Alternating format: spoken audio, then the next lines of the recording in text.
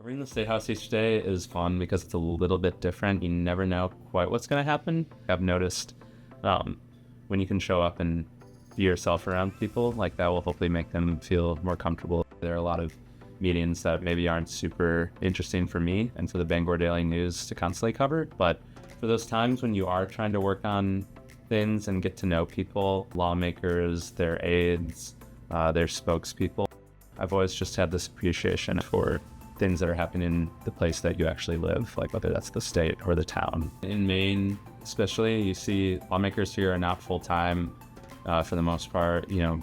Residents who show up to testify at committees are not full-time being able to do this just every single day. People are really showing up because they care. I honestly prefer covering local and state issues, kind of because then you're closer to the action. Congress is more of the kind of like the circus that you're just following whatever everybody else is talking about at that one point.